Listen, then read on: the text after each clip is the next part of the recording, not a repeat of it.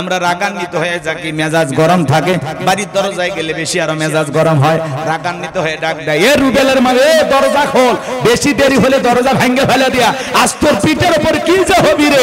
ভিতর থেকে বউ বলে, এটা স্বামী না সেকেন্ড আজরাইল। কথা কোন ঠিক কিনা? আমার ভাইয়েরা, বউকে প্রথমে সালাম দিবেন, পারবেন তো ইনশাআল্লাহ? এরকম সাহসী পুরুষ হতে পারবেন তো ইনশাআল্লাহ? প্রথমে যদি সালাম দেন আসসালামু আলাইকুম, বউ আবার বলবে কারে সালাম দিলাম, যদি বলেন তোমারেও দিলাম, বাপ রে বাপ, আজকেবার কোন হুজুরের মুরিদ নে বাড়িতে ঢুকলা, সেদিনই তো মুখের গাছের কলা চুরি করলা। প্রথমে সালাম দিলে একটু টিটকারি মারবে, কথা কোন ঠিক কিনা? কারণ আপনি তো হঠাৎ পরিবর্তন হয়েছেন, এজন্য 2-4 দিন দিতে দিতে অভ্যাসে পরিণত হবে। পারবেন তো ইনশাআল্লাহ? এ যুবক শোনো, প্রথমে বউকে সালাম দিয়া, লোকজন যদি না থাকে বউয়ের হাতটা ধরে মুসাফা করবেন। কার হাত?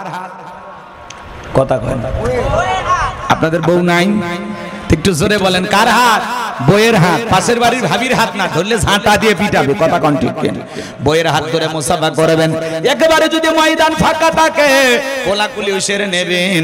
যদি সালাম মুসাফা কোলাকুলি দাম্পত্য জীবনে আপনারা আমলগুলো করতে পারেন, বিশ্বাস করেন আপনাদের দাম্পত্য জীবনের উপরে আল্লাহর পক্ষ থেকে রহমত নাজিল হবে। বলেন সুবহানাল্লাহ। আউযু বিল্লাহি মিনাশ শাইতানির রাজিম। বিসমিল্লাহির রাহমানির রহিম। বিতাড়িত মুর্দাত শয়তানের কাছ থেকে আল্লাহ পাকের কাছে আশ্রয় প্রার্থনা চাচ্ছি। পরম করুণাময় সীম দয়ালু আল্লাহ তাআলার নামে শুরু করছি। ইন্না আ'তাইনাকাল কাউসার ফাসাল্লি লিরাব্বিকা ওয়ানহার ইন্না শানিয়াকা হুয়াল আবতার। আল্লাহু আকবার। যে কোনো আয়াত বা সূরার তাফসীর করতে হলে কোন প্রেক্ষাপটে কোন সময় রাসূলের উপরে সেই আয়াতটি বা সূরাটি নাজিল হয়েছে, সেই নাজিলের প্রেক্ষাপট জানা দরকার আছে না? আরবিতে বলা হয় শানে নুজুল। যদি শানে নুজুল আলোচনা করা হয় তাহলে তাফসীর বুঝতে সহজ হয়। বলুন আল্লাহু আকবার। তাহলে আমি কি এই সূরাটি কোন সময় কোন প্রেক্ষাপটে নাজিল হয়েছে, আমি কি একটু তার শানে নুজুল বলবো? কষ্ট হবে না তো ইনশাআল্লাহ? একটু ধৈর্য নিয়ে শুনবেন তো ইনশাআল্লাহ? আমার ভাইয়েরা, কোন সময় কোন প্রেক্ষাপটে সূরা কাউসার বিশ্ব নবীর উপরে নাজিল হয়েছে একটু গভীর মনোযোগ দিয়ে শুনবেন। বিশ্ব নবীর প্রিয় সাহাবী হযরত আনাস রাদিয়াল্লাহু তাআলা বলেন, আমরা রাসূলের চারপাশে বসা, হযরত আনাস ডেকে বলেন, আমি তাকায় দেখি নবীজির মনটা ভীষণ খারাপ, মুখটা মলিন, চোখের কোণা দিয়ে অশ্রু ঝরতেছে। কিছুটা সময় অতিবাহিত হয়ে যাওয়ার পরে আমি তাকায় দেখি আমার নবীজি মুস্কি মুস্কি হাসতেছেন। বলুন সুবহানাল্লাহ। হযরত আনাস ডেকে বলেন, নবী, এই মাত্র দেখলাম আপনার মনটা খারাপ, চোখ দিয়ে অশ্রু ঝরতেছে, আবার কেনই বা মুস্কি মুস্কি হাসেন? আমার নবী কেন কাঁদেন, কেন হাসেন? এর পেছনে রহস্য আছে না নাই? নবীজির মনটা কেন খারাপ, চোখের কোণা দিয়ে কেন অশ্রু ঝরতেছে? কারণ হলো নবীজির কলিজার টুকরা ছেলে সন্তানগুলো জন্মগ্রহণ করে, আর একে একে ছেলে সন্তানগুলো মারা যায়। ইব্রাহিম মারা যায়, আবুল কাসেম মারা যায়, তাগের মারা যায়। একে একে ছেলে সন্তানগুলো যখন মারা যায়, বলেন তো বাজান, বাবা হিসাবে নবীর মনেও কষ্ট লাগে কিনা? ছেলেগুলো জন্ম নিয়েই মারা যায়, জন্ম নিয়েই মারা যায়। নবীজির মনটা বড় খারাপ। নবীজির কাছের চাচা নাম হলো আবু লাহাব, ডেকে বলে, ভাতিজা, তোমার বংশে ভাতিজা কেউ থাকলো না, তুমি একটা লেজ কাটা, তুমি একটা নির্বংশ। জোরে কন্যা মুজবিল্লাহ। একে তো সন্তান হারানোর ব্যথা, অন্যদিকে আপন মানুষদের সমালোচনা, নবীর মনের কষ্ট কমে না বাড়ে। আপনারাই বলেন বাজান, আল্লাহ না করুক আপনার আমার সন্তান যদি মারা যায়, কাছের মানুষদের উচিত বিপদের দিনে সান্ত্বনার বাণী শোনানো। বাবা, তুমি সবর করো, ধৈর্য ধারণ করো, জীবন মৃত্যুর মালিক আল্লাহ, আল্লাহ সন্তান দিয়েছে, আল্লাহ নিয়েছে, মন খারাপ করো না। আল্লাহ যদি চায় বছর না ঘুরতে আবারও তোমাদের ঘর আলোকিত করে আল্লাহ সন্তান দান করতে পারে। কথা বলেন ঠিক কিনা? কাছের মানুষদের উচিত বিপদের দিনে সান্ত্বনার কথা শোনানো। কিন্তু বিশ্বনবী চাচা আবু লাহাব এতটাই খারাপ, চিন্তা করেন বাজান গো আমার, আবু জেহেলও খারাপ ছিল, কিন্তু আবু জেহেলের নামে আল্লাহ সূরা নাজিল করে নাই। আবু লাহাবের নামে কেন সূরা দিয়েছেন? তার মানে আবু জেহেলের চাইতেও আবু লাহাব বেশি খারাপ। ভালো করে বুঝবেন নবীজি কি বলে, লেস কাটা নির্বংশ, তুমি একটা হাত করে জোরে কর নাউজুবিল্লাহ। যদিও রাসূলের চারটা কন্যা সন্তান জীবিত ছিল, কথা বলে ঠিক না আমার ভাইয়েরা? একে তো সন্তান হারানোর ব্যথা, অন্যদিকে আপন মানুষদের সমালোচনা। আমার নবীজির মনটা ভীষণ খারাপ। বিশ্বনবীর ছেলে সন্তানগুলো কেন মারা গেল, কেন তারা বেঁচে থাকলেন না, শিশুকালে কেন তারা বিদায় নিলেন? এই দুনিয়ার জমিনে অনেক পয়গম্বরের সন্তান জীবিত ছিল, যৌবন পর্যন্ত তারা জীবিত ছিল, প্রাপ্ত বয়স হওয়া পর্যন্ত জীবিত ছিল, কিন্তু বিশ্বনবীর একটা ছেলে কেন প্রাপ্ত বয়স হওয়া পর্যন্ত জীবিত থাকলেন না? কেন তারা যৌবন পর্যন্ত পৌঁছাইলেন না? কেন তারা শিশুকালে বিদায় নিলেন? নবীজির ছেলে সন্তানগুলো শিশুকালে বিদায় নেওয়ার পিছনে কারণ আছে তিনটি। জোরে বলেন কয়টি? আরো জোরে, আরো জোরে। নবীজির উম্মত হিসাবে জানতে মনে চায় না নবীজির ছেলে সন্তানগুলো কেন মারা গেল, কি সেই তিনটি কারণ, কি সেই রহস্য? কারা কারা শুনবেন দুই হাত তুলে আল্লাহকে একবার দেখান, লিল্লাহি তাকবীর। শুনবেন, আপনারা শুনবেন নবীজির ছেলে সন্তানগুলো কেন জীবিত থাকলো না, আল্লাহ তাআলা কেন তাদেরকে শিশুকালে নিলেন, কি সেই তিনটি রহস্য, কি সেই তিনটি কারণ? আমি বলবো যদি এখনই শুরু করি তাহলে 3 নাম্বার আয়াতের আলোচনা করা লাগবে। আমি কি 1 নাম্বার আয়াত বাদ দিয়ে 3 নাম্বারে যাব, নাকি আস্তে আস্তে শুরু করা যায়? ধৈর্য আছে তো ভাই? আল্লাহ কবুল করেন, জোরে বলেন আমিন। আজকে নবীর সম্মান মর্যাদা আমরা বুঝি না। এক জায়গায় যা ওয়াজ করলাম, ভাই বলেন তো আমাদের নবীর নাম কি? বলে হুজুর আব্দুল কাদের জিলানী।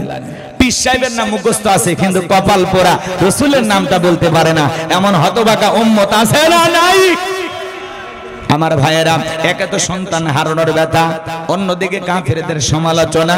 নবীজির মনটা ভীষণ খারাপ। নবীজির ছেলে সন্তান কেন মারা গেল, কেন তারা যৌবন পর্যন্ত জীবিত থাকলো না, শিশুকালে বিদায় নেওয়ার পিছনের কারণগুলো কি আমি অবশ্যই আপনাদের সামনে তুলে ধরব, যদি সময় হয়, আপনাদের ধৈর্য থাকে। সামনের দিকে যাই বাজান গো আমার।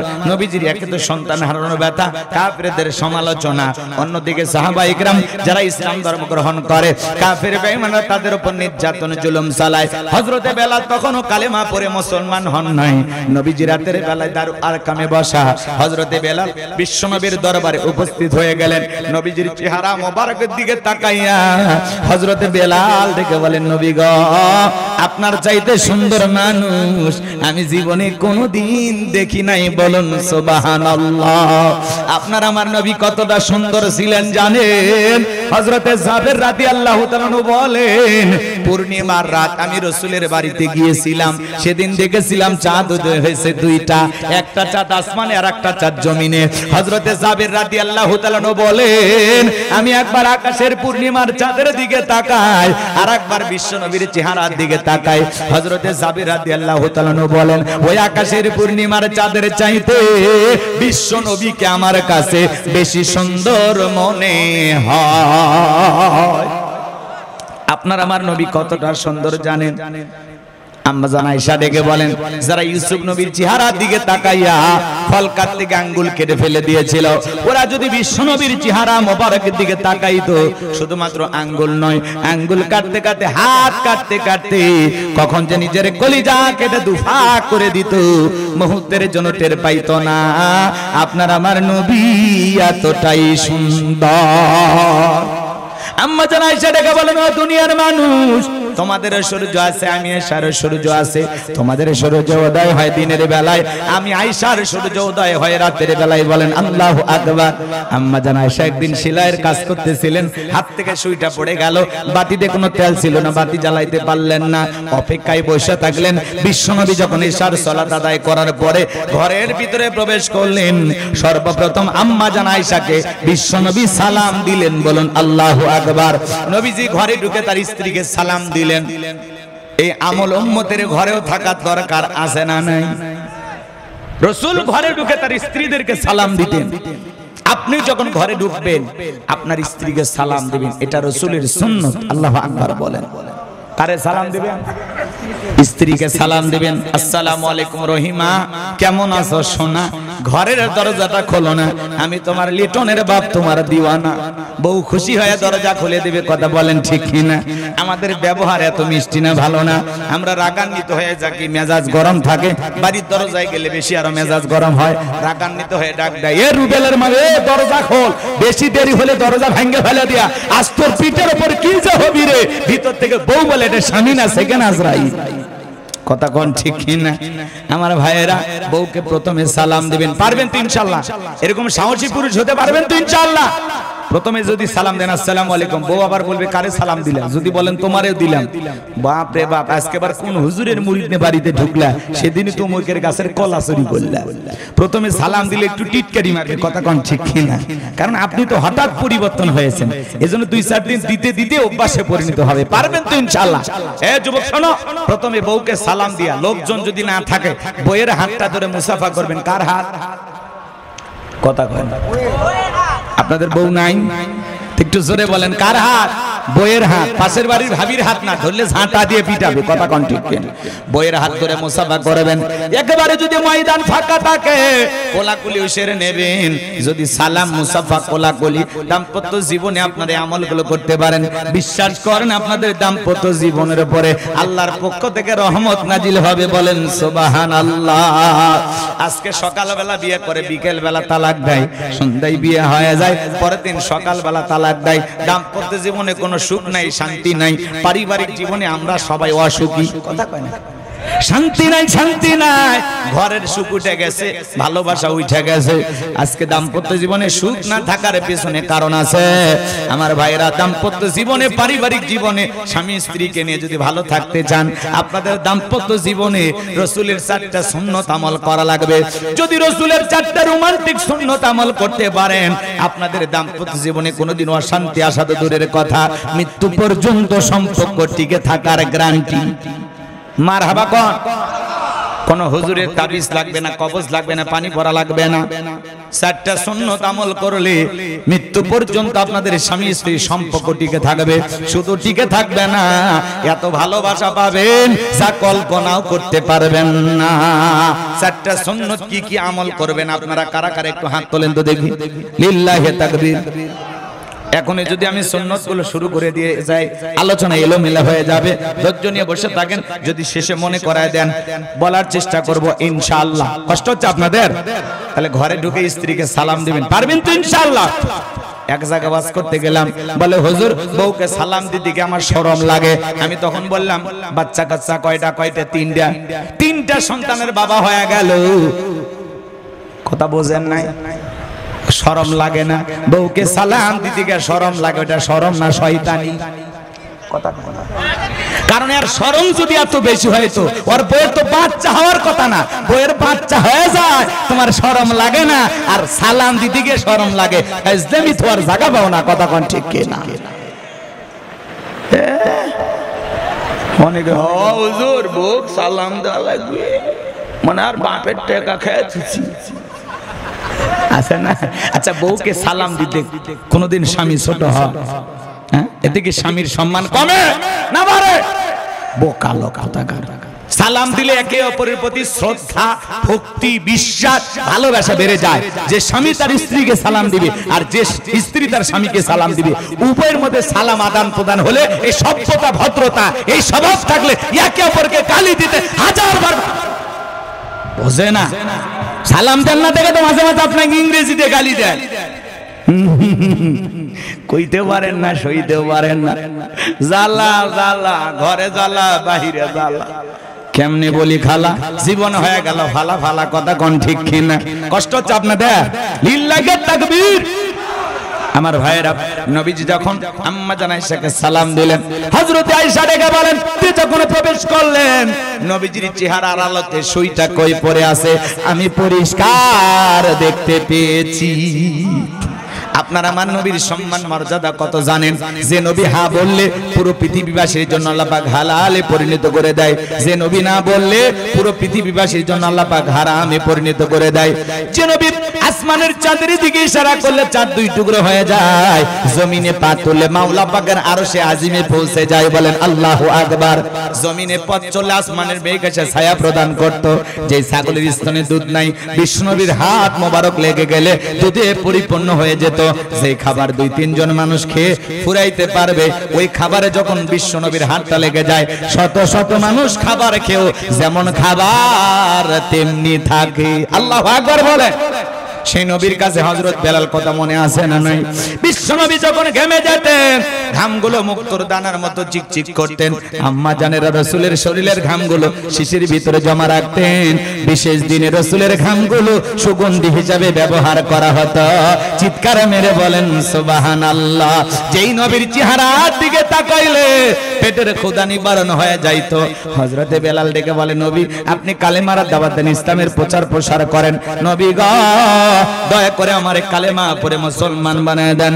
বিশ্বনবী হযরত বেলালকে কালেমা পড়ায় দিলেন, লা ইলাহা ইল্লাল্লাহু মুহাম্মাদুর রাসূলুল্লাহ সাল্লাল্লাহু আলাইহি ওয়াসাল্লাম। হযরতে বেলাল কালেমা পড়ে মুসলমান হয়ে গেল। বিশ্বনবী ডেকে বলে, বেলাল কালেমা পড়ে মুসলমান হয়েছো, এখন কি ইসলামের অবস্থা ভালো না? কালেমা পড়ে মুসলমান হয়েছো, আপাতত প্রকাশ করা যাবে না। আপনারাই বলেন কি ইসলামের অবস্থা কি সব সময় ভালো থাকে না? আজ তামাম পৃথিবীর দিকে তাকায় দেখেন, ওই তামাম পৃথিবীর জালেমেরা ঐক্যবদ্ধ হয়েছে ইসলাম আর মুসলমানকে বিদায় করার জন্য। আজ ফিলিস্তিনের জমিনে ওই ইহুদি জালেমেরা মুসলমানের রক্ত নিয়ে খেলা করে। কথা বলেন ঠিক কি না? আমার ভাইয়েরা, শুধুমাত্র ফিলিস্তিনিতে নয়, তামাম পৃথিবীতে যেখানে মুসলমান সেখানে জালেমের জুলুম আছে না নাই? জোরে বলেন আছে না নাই? আল্লাহর কাছে দোয়া করি, আল্লাহ ইহুদি জালেমদেরকে পরাজিত করে ফিলিস্তিনের মুসলমানদেরকে তুমি বিজয় দাও। জোরে বলেন আমিন। আল্লাহ ফিলিস্তিনের মুসলমানদেরকে বিজয় দান করুন। জোরে বলুন আমিন। ওই জালেমদের দিলের মধ্যে কোনো মায়া দয়া নাই। বৃদ্ধ থেকে শিশু পর্যন্ত কেউ ওদের হামলা থেকে রক্ষা পায় না। হাসপাতাল মসজিদ পর্যন্ত হামলা থেকে রক্ষা পায় না। ইহুদি জাতি হলো পৃথিবীর সবচাইতে বড় বড় জাতি, যাদের দিলের মধ্যে কোনো মায়া দয়া নাই। কথা বলেন ঠিক কি না? এরা পশুর চাইতেও নিকৃষ্ট।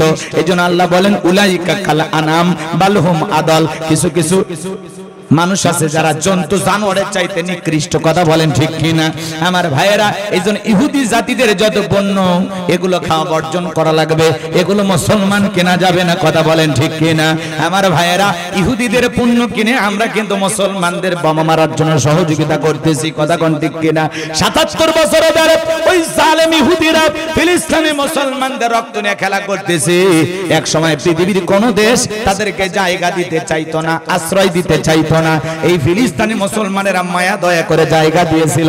আজকে দয়া করার কারণে ওরা দয়ার পরিবর্তে সেই কৃতজ্ঞতা ভুলে গিয়ে তাদের উপরে জুলুম করতেছে। এক সময় যারা আশ্রয় দিয়েছে তাদের উপরে জুলুম করতেছে।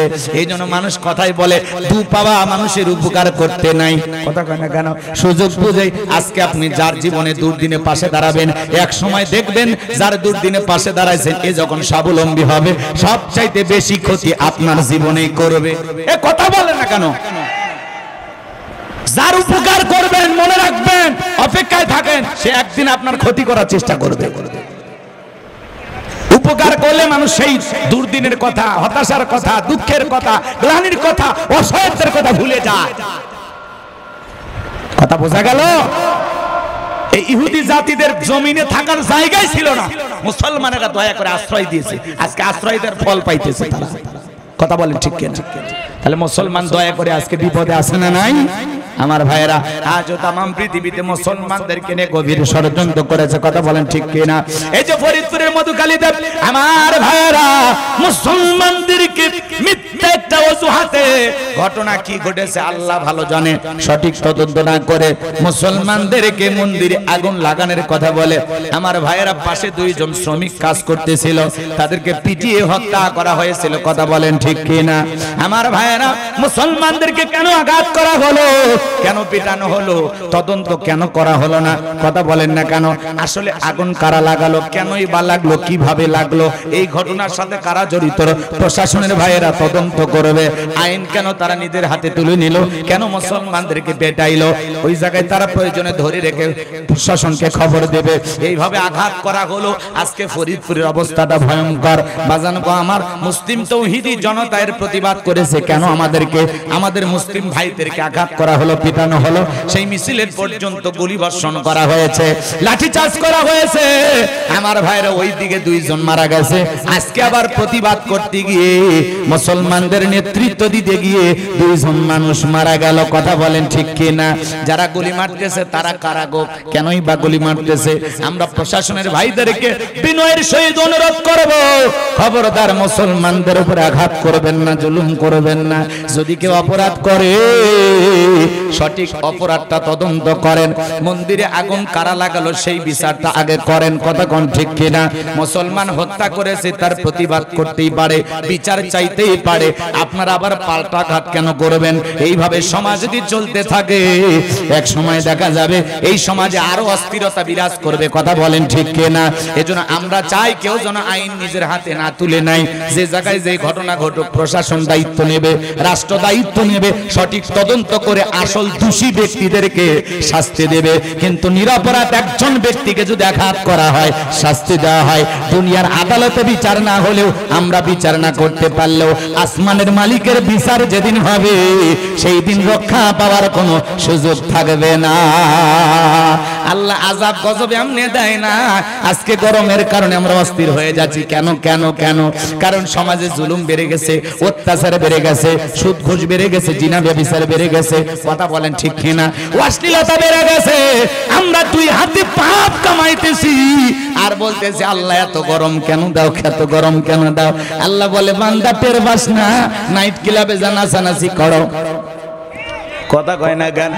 তুমি লাফালাফি করো, নিরপরাধ মুসলমানকে পিটায়ে হত্যা করে, আর তুমি আরাম আশা করো, একটু অপেক্ষা করো, যেই জায়গায় বসে আরাম আশা করতেছো ওই জায়গায় আমি আল্লাহ গজব পাঠাবো। কথা বলেন ঠিক কিনা?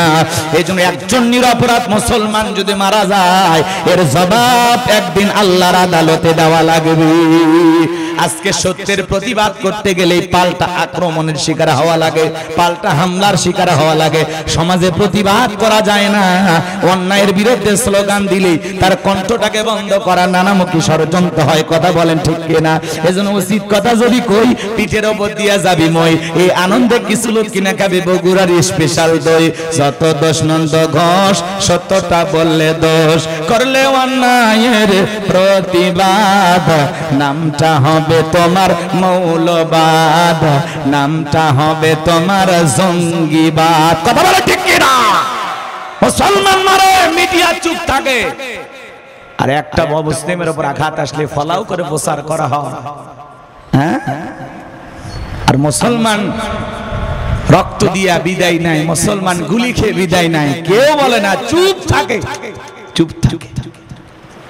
আজকে যদি এই ঘটনা অমুসলিমদের সাথে হইতো, সুশীল সমাজের ভদ্রলোকেরা টকশো গরম করে ফেলে দিত। আজকে মুসলমানকে মারা হয়, মুসলমানকে কষ্ট দেওয়া হয়, সে ব্যাপারে কেউ কথা বলে না। কিন্তু আমরা চুপ থাকবো না, আমরা কথা বলবো। কথা বলেন ঠিক কিনা? কষ্ট হয়, আপনাদের কষ্ট হয়? লিল্লাহে তাকবীর। আমার ভাইয়ের, আমরা একটা শান্তির বাংলাদেশ কামনা করি, কোনো অশান্তি চাই না, কোনো মারামারি চাই না, কোনো কাটাকাটি চাই না, কোনো হানাহানি চাই না। কথা বলেন ঠিক কিনা? আর প্রশাসনকে অনুরোধের ভাষায় বলবো, গুলি জনগণের বুকে চালানোর জন্য দেয় নাই। কথা বলেন ঠিক কিনা? এই জন্য দয়া করে মুসলমানের বুকে আঘাত করেন না। মুসলমান সহ্য করলেও আরশের মালিক আল্লাহ সহ্য করবে না। কথা বলেন ঠিক কিনা? এই জন্য পোশাকের গরমে হোক আর পিস্তলের গরম হোক, আজ পরিস্থিতি একেবারে ঘোলাটে করবেন না, তখন আবার অবস্থা খারাপ হবে। এই জন্য আপনারা একটু বিষয়টা খুঁটিয়ে দেখবেন, মানুষকে কেন মারেন, কেন পিটান, কেন আঘাত করেন, একটু চিন্তা ভাবনা করবেন, কত মার্ডারের আসামি, কত খুনি, কত ইয়া ব্যবসায়ী, কত সমাজে অপরাধী তারা ঘুরতেছে, তাদেরকে তো আঘাত করে না। একটা মুসলমান প্রতিবাদ করতে পারে, তার কি প্রতিবাদ করারও ভাষা থাকবে না? কথা বলে একটু কি তারা প্রতিবাদ করার অধিকারটুকু পাবে না? এটাও কেন নষ্ট করতেছে? আল্লাহ যেন সঠিক বুঝ দান করেন। একটু জোরে বলেন আমিন।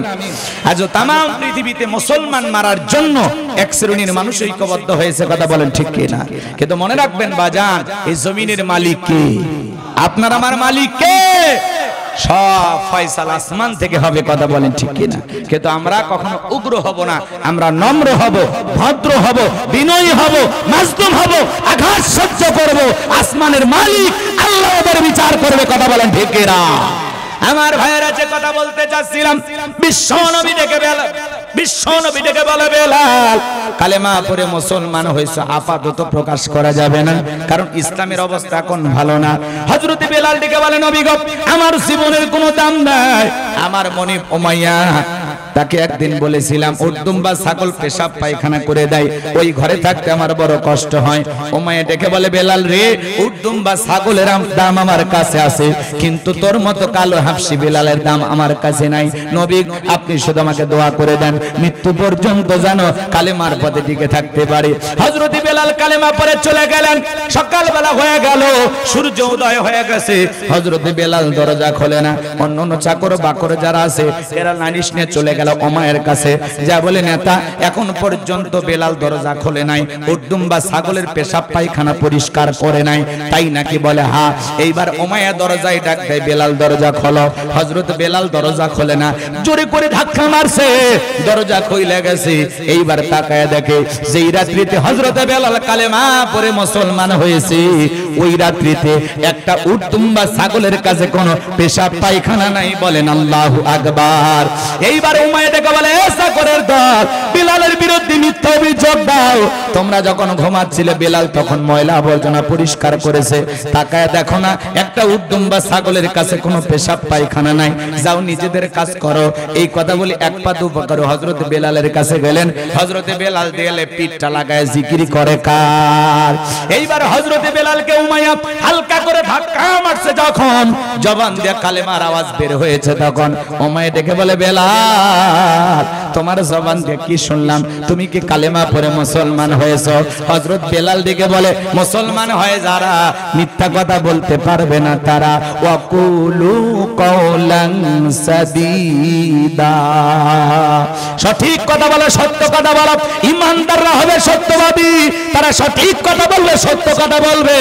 ইমানদাররা কখনো মিথ্যাবাদী হতে পারে না। আমাদের সমাজে মিথ্যাবাদী আছে না নাই? সকালবেলা মিথ্যা কথা বলে নাস্তা করে, দুপুরে লাঞ্চ করে, রাতে ডিনার করে, ভরা পেটেও মিথ্যা, খালি পেটেও মিথ্যা, এত মিথ্যা কথা বলে, মিথ্যা বলতে বলতে এক পা কবরে চলে গেছে। শয়তান পর্যন্ত আর মিথ্যা কথা শুনে বলে আমি এত খারাপ না, কথা বলেন ঠিক কি না? মিথ্যাবাদী আছে না নাই? তাহলে মুসলমান মিথ্যা কথা বলবে না সত্য কথা? জোরে বলেন। সত্যবাদী হওয়া লাগবে, কথা বলেন ঠিক কিনা? জীবন চলে যাবে তাও মিথ্যা বলা যাবে না, কথা কোন ঠিক কিনা? মুসলমানরা হবে সত্যবাদী। আজকে ঠুনকো অজুহাতে নানান সময় আমরা হাজারো মিথ্যা কথা বলি, একবার হিসাব নিকাশ করি না যে আমার জবানের প্রত্যেকটা কথার জবাব একদিন আল্লাহর কাছে দেওয়া লাগবে, কথা বলেন ঠিক কিনা? মায়াল ফিজু মিন কাউলিন ইল্লা লাদাইহি রাকিবুন আতীদ। বান্দা এমন কোন কথা বলে না, এমন কোন কাজ করে না যা রেকর্ড করার জন্য আমার ফেরেশতারা নাই। জবান দিয়ে যত কথা বলতেছো প্রত্যেকটা কথা রেকর্ড করা হচ্ছে, আল্লাহর ক্যামেরায় ধরা পড়তেছে। কিয়ামতের ময়দানে প্রত্যেকটা কথার জবাব আল্লাহর কাছে দিতে হবে, কথা বলেন ঠিক কিনা? যা খুশি তাই বলবা, মানুষ তা বুঝবে না। মানুষ সত্য মিথ্যা যাচাই করা শিখেছে, কথা বলেন ঠিক কিনা? সামনের দিকে যাই বাজান গো আমার, ওমায়া ডেকে বলে, বেলাল, উর্দুম বা ছাগলের মালিক বানায় দেব, থাকার জন্য ভালো ঘরের ব্যবস্থা করে দেব। হযরতে বেলাল দেখে বলে, উমাইয়া, দুনিয়ার পার্থিব সম্পদের বিনিময়ে বেলাল তার ঈমান বিক্রি করবে না।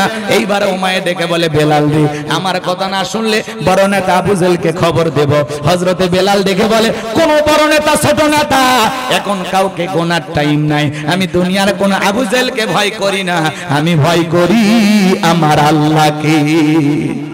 এইবার উমাইয়া এক দৌড়ে চলে গেল আবু জেহেলের বাড়িতে, যায় বলে নেতা সংবাদ খুব খারাপ, আমার বাড়ির কি দোদার বেলাল কালেমা পড়ে মুসলমান হয়েছে।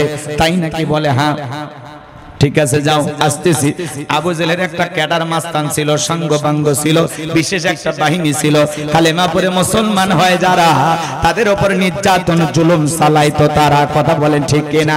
আজও পৃথিবীতে জালেমদের বিশেষ একটা বাহিনী আছে যারা ইমানদার মুসলমান আল্লাহওয়ালাদের উপরে নির্যাতন জুলুম চালায়। কথা বলেন ঠিক কিনা?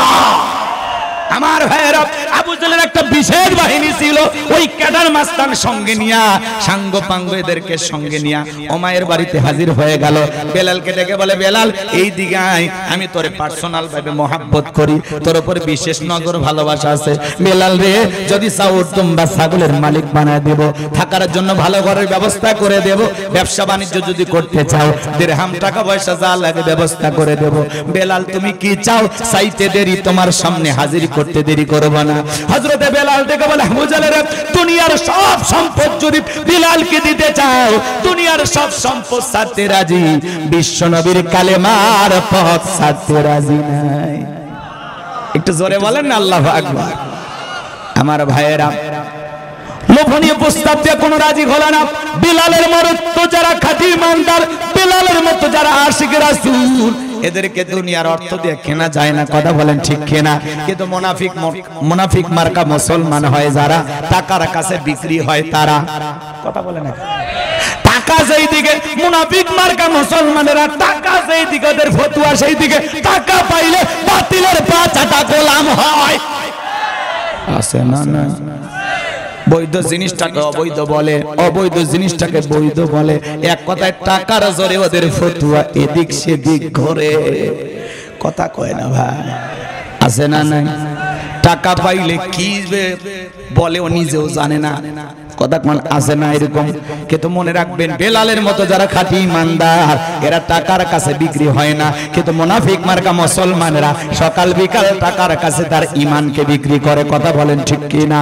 তাহলে আমরা বেলালের মতো মুসলমান হতে রাজি আছি তো ইনশাআল্লাহ? লিল্লাহি তাকবীর। আমার ভাইরা, এইবার আবু জেহেল ডেকে বলে, বেলাল এত বড় লোভনীয় প্রস্তাব দিলাম, রাজি হইলা না। সোজা আঙ্গুলে ঘিউ না উঠলে আঙ্গুলে একটু বাঁকা করা লাগবে। এই কথা বলে যুবকদেরকে লিলিয়ে দিল, চাবুক দিয়ে পিটাও। হযরত বেলালকে চাবুক দিয়ে পিটাইতে পিটাইতে কালো চামড়াগুলো ফেটে রক্ত ঝরতেছে। ওরা যত জোরে চাবুক মারে, বেলাল তত জোরে আল্লাহর জিকির করে। চাবুক দিয়ে পিটাইতে পিটাইতে আবু জেহেল থেকে বলে, বেলাল রে, এত পিটাইলাম, কালো পিঠগুলো, কালো চামড়াগুলো ফেটে রক্ত ঝরতেছে রে বেলাল। এ বেলালের পরে কি নবীর কালেমা ছাড়বি না? হযরত বেলাল দেখে বলে, আবু জেহেল রে, মারতে মারতে যদি মেরেও ফেলে দাও, জীবনটা দিতে রাজি, বিশ্ব নবীর কালেমা ছাড়তে রাজি নাই। বলেন আল্লাহু আকবার। আবু জেহেল তখন দেখে বলে, বেলালের পায়ে রশি লাগাও। হযরতে বেলালের পায়ে রশি লাগায়া মরুভূমির উত্তপ্ত গরম পানিতে, পায়ের ভিতরে মরুভূমির উত্তপ্ত গরম বালিতে পায়ের রশি লাগায়া শেষরায় নিয়ে ঘোরা হলো।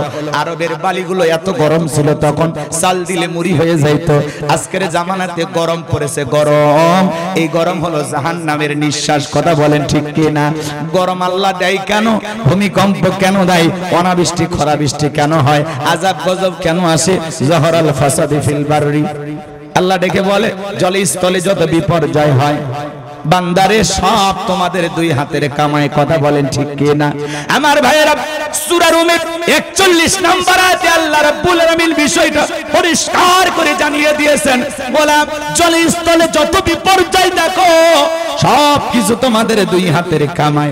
আজকে দেখা যায় রাস্তার পিচ গলে যাইতেছে, মানুষ আবার ঠাট্টাই না সত্যি আল্লাহ ভালো জানে, ডিম নিয়ে যায় ভেজে বলতেছে, রোদের মধ্যে ডিম ভাজলাম, এত তাপ যে রোদের মধ্যে ডিম ভাজা যাইতেছে। এগুলো নাটক না সত্য আল্লাহ ভালো জানে। কথা কোন ঠিক কিনা? আমার ভাইয়েরা, প্রচন্ড গরম হওয়ার কারণে বাংলাদেশের একজন ইসলামিক স্কলার, দিনের দায়ী, নাম হলো শাইখ আহমদুল্লাহ হুজুর দামাত বারাকাতুহুম আলিয়া, আল্লাহর গোলাম, একজন বিশিষ্ট ইসলামিক স্কলার, দ্বীনের দায়ী। তিনি আজকে কিছু মুসলমান ভাইদেরকে নিয়ে একত্রিত হয়ে আমার ভাইয়েরা নামাজ আদায় করেছেন, আল্লাহর কাছে বৃষ্টির জন্য প্রার্থনা করেছেন, দোয়া করেছেন। শুধু শাইখ আহমদুল্লাহ হুজুর নয়, বাংলাদেশের অনেক জেলাতে আজকে মুসলমান ভাইয়েরা একত্রিত হয়ে আল্লাহর কাছে এই তীব্র গরম থেকে বাঁচার জন্য বৃষ্টির জন্য দোয়া করেছেন। এখন বৃষ্টি প্রয়োজন, অথবা আল্লাহ রাব্বুল আলামিন যদি একটু ঠান্ডা আবহাওয়া দেয়, পরিবেশটা অনুকূলে থাকে, যতটা সহনশীল আমরা যতটুকু সহ্য করতে পারবো ততটুকু যদি গরম দেয় আমাদের কোনো আপত্তি নাই। বৃষ্টি আসলে আবার অনেক এলাকায় ধান পেকে গেছে, ওই জায়গায় একটু ক্ষতি হয়ে যেতে পারে, কথা বলেন ঠিক কিনা? আসমানের মালিক যেটা ফয়সালা করবে ওইটা আমাদের মেনে নিতে হবে, কিন্তু আল্লাহর কাছে আমরা দয়া চাই, করুণা চাই, রহম চাই। আল্লাহ ছাড়া আমাদের চাওয়ার আর কোনো জায়গা নেই। শাইখ আহমদুল্লাহ হুজুর কাঁদতে কাঁদতে দোয়া করে বলতেছেন, আল্লাহ রহম করো, দয়া করো, তুমি ছাড়া আমাদের যাওয়ার কোনো জায়গা নাই, চাওয়ার কোনো জায়গা নাই। আল্লাহ দয়া করো, রহম করো, তোমার রহমতের বৃষ্টি কামনা করতেছি। ওলামায়ে কেরাম দোয়া করতেছেন, কান্নাকাটি করতেছেন, বিভিন্ন এলাকায় ইমাম মুয়াজ্জিমেরা দোয়া করতেছেন, সাধারণ মুসলমান ভাইয়েরা দোয়া করতেছেন, আল্লাহ আসমান থেকে বৃষ্টি নাজিল করো, আসমান থেকে বৃষ্টি নাজিল করো। আমাদের কাজ হলো ইস্তিগফার পড়া, গুনাহ থেকে ফিরে আসা, তওবা করা। আমরা যখন গুনাহ কমায়া দেব, আল্লাহর আযাব গরব এমনি কমে যাবে, কথা বলেন ঠিক কিনা? শুধুমাত্র বৃষ্টির জন্য দোয়া করলে হবে না, আমাদের গুনাহ থেকে ফিরে আসার দরকার আছে না নাই? কথা বলেন না কেন? গুনার স্পিড কমান, পাপ থেকে ফিরে আসেন, তওবা করেন, ইস্তিগফার করেন, বিনয়ের সহিত আল্লাহর কাছে চান, মাথাটা নত করেন যে আল্লাহ পাপ করেছি, ভুল করেছি, অপরাধ করেছি, আমাদের চাইতে পাপী আর কেউ নাই। আল্লাহ তোমার আযাব গজব সহ্য করার ক্ষমতা আমাদের নাই। আল্লাহ এই গরম থেকে একটু আবহাওয়াটা পরিবর্তন করে দাও, একটু ঠান্ডা শীতল বাতাস পাঠাও। আল্লাহ আসমান থেকে ঝিরিঝিরি সুন্দর রহমতের বৃষ্টি পাঠাও। আল্লাহ তোমার দয়ায় আমরা বেঁচে থাকতে চাই, আযাব গজব দিও না। আমরা আখিরি পয়গম্বর, আখিরি উম্মত, আল্লাহ একটু দয়া করো। তুমি রহমান, তুমি রহিম, দয়া করার একমাত্র মালিক কে? একটু জোরে বলেন কে? আর আমরা ডিম ভেজে টিটকারি করতেছি, যে প্রচন্ড রোদ, আমি রোদে ডিম ভাজলাম, বলে টিটকারি না? এ কথা বল না, আপনারা রোদে ডিম ভাজতেছ না? ফেসবুকে লিখতেছে তোমার এলাকায় গরম কেমন, আসেন আমাদের এলাকা থেকে ঘুরে যান। তোমার এতই শখ যখন এসে গরমটা দেখে যাও, এগুলো ঠান্ডা কেন? ফেসবুকে ওইটা পোস্ট না করিয়া ওই সময় যদি 2 রাকাত নফল নামাজ পড়ে কাঁদতেন, লাভ হইতো না লস হইতো? তা আমরা টিটকারি করতে পছন্দ করি, এমনি তো আল্লাহর গরম, এরপর আমাদের ঠাট্টা বিদ্রুপ কমে না, হাসি তামাশা কমে না, কথা বলেন না কেন? আল্লাহ যেন আমাদের হেদায়েত দান করেন, জোরে বলেন আমিন।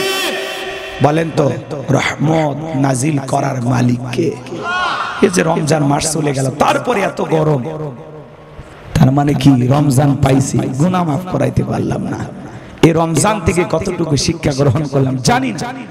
এটা রহমতের মাস বিদায় নেওয়ার পরে শাওয়াল মাস, বরকতের মাস, ফজিলতপূর্ণ মাস, হজের মাস শুরু হয়ে গেছে। এই মাসে এত গরম কেন?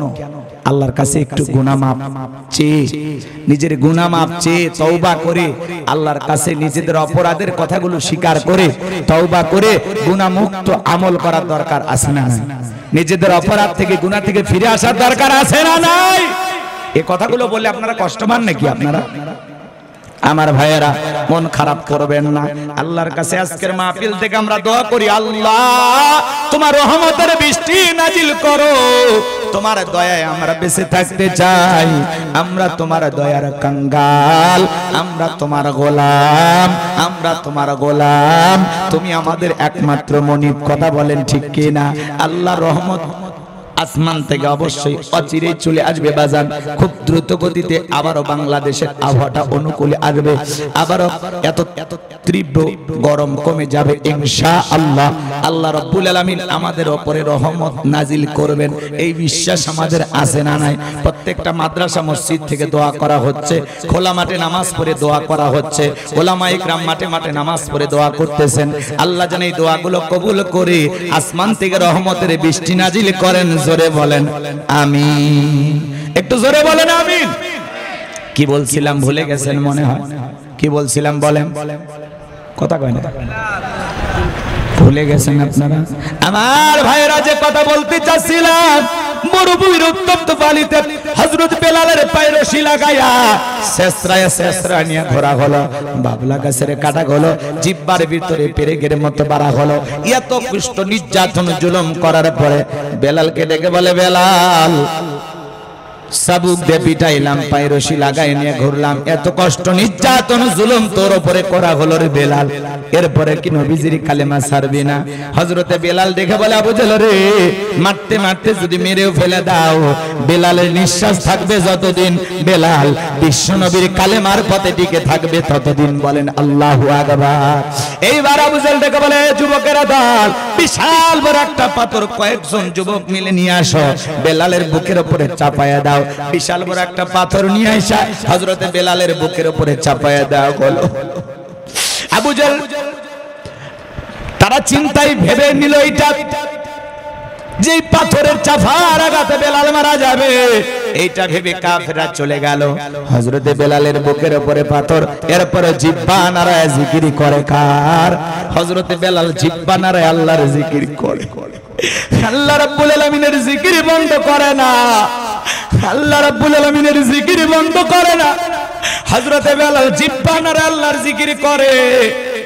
এত কষ্ট নির্যাতন জুলুম তো আপনার আমার উপরে আসে না, তারপরেও কেন আল্লাহর জিকির আমরা করি না? বাজান গো, জিকির করার জন্য আলাদা সময় লাগে না? মাঠে কাজ করতে করতে জিকির করা যায়, রিকশা ভ্যান চালাইতে জিকির করা যায়, ব্যবসা বাণিজ্য করতে করতে জিকির করা যায়, চাকরিতে আপনি আছেন ওই জায়গায় ফাঁকা সময় পাইলেও জিকির করা যায়। সব সময় জবানে জিকির থাকতে হবে কার? হাদিস শরীফের ভিতরে আছে, যার জিহ্বাটা আল্লাহর জিকিরে সব সময় ভিজা থাকবে, ওই জিহ্বাওয়ালা মানুষ কোনদিন জাহান্নামের আগুনে জ্বলবে না। চিৎকার মেরে বলুন সুবহানাল্লাহ। তাহলে সব সময় আমরা জিকির করব কার? ফাযকুরুনি আযকুরুকুম ওয়াশকুরুলি ওয়ালা তাকফুরুন। বান্দারে, তোমরা আমি আল্লাহকে স্মরণ করো, আমি আল্লাহও তোমাদেরকে স্মরণ করব। গভীর মনোযোগ দিয়ে শুনবেন বাজান গো আমার। হযরতে বেলাল চোখের পানি ছেড়ে দিয়ে কান্না করেন, জবান দিয়ে আল্লাহর জিকির করেন, আল্লাহকে ডেকে বলেন, আল্লাহ তুমি তো সেই আল্লাহ, ইব্রাহিমের জন্য যদি নমরুদের আগুনকে ফুলের বাগান বানায় দিতে পারো, আল্লাহ তুমি কি পারো না? বেলালের বুকের উপরে বিশাল বড় পাথর থাকার কারণে তোমার মতো মালিকের জিকির করতে বড় কষ্ট হয়, আল্লাহ তুমি কি পারো না বেলালের বুকের পাথরটাকে তুলার মতো নরম বানায় দিতে? হযরতে বেলাল দোয়া করতে দেরি, আসমানের মালিক আল্লাহ দোয়া কবুল করতে দেরি করে নাই, বেলালের বুকের পাথরটাকে আমার আল্লাহ তুলার মতো নরম বানিয়ে দিয়েছেন। বলুন আল্লাহু আকবার। আশিক রাসূল বেলাল, নবীর পাগল বেলাল। নবী যখন মক্কা নগরীতে পথ চলতো, হযরত বেলাল একবার ডানে যায় আর একবার বামে যায়। আমার নবী ডেকে বলে, বেলাল বুঝিনা, একবার ডানে যাও আর একবার বামে যাও, ব্যাপারটা কি?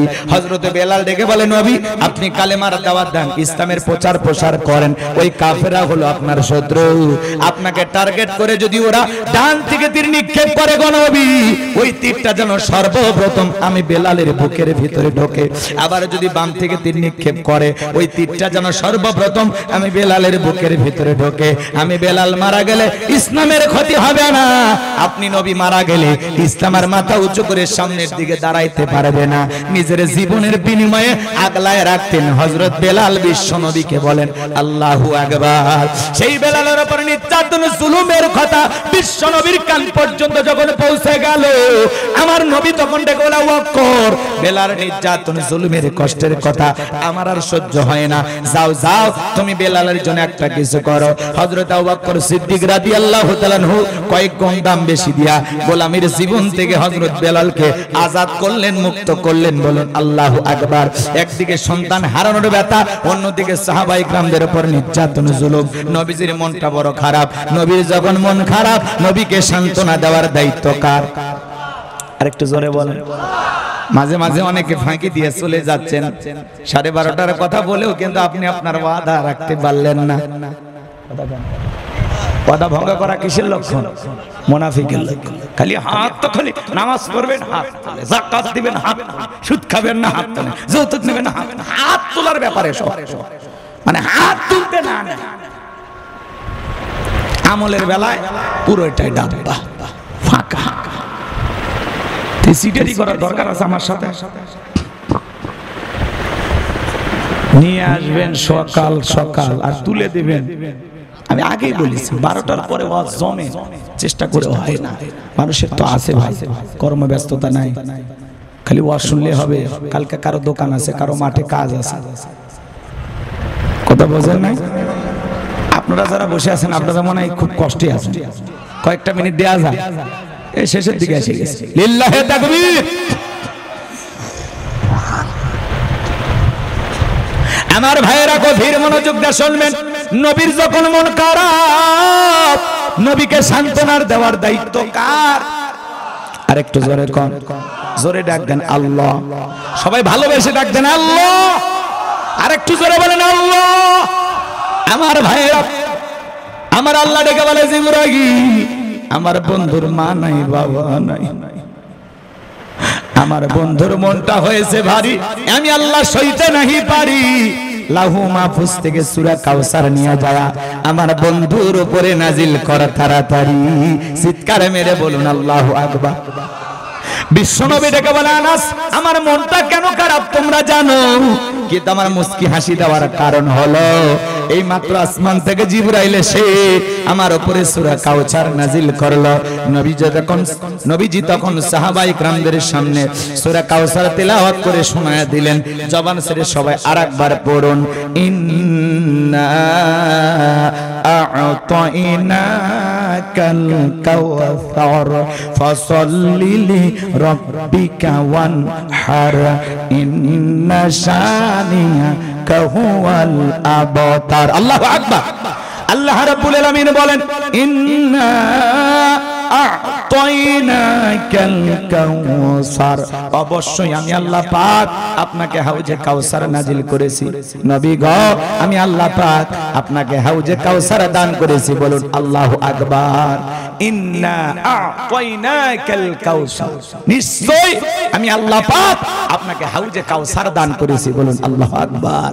দুনিয়ার অন্য কোন পয়গম্বর নবী রাসূলকে আল্লাহ পাক হাউজে কাউসার গিফট করেন নাই, আপনার আমার নবীকে আল্লাহ পাক হাউজে কাউসার দান করেছেন। বলুন আল্লাহু আকবার। এই হাউজে কাউসারের পানি মধুর চাইতে মিষ্টি, দুধের মতো সাদা, পানির চাইতে ক্লিয়ার।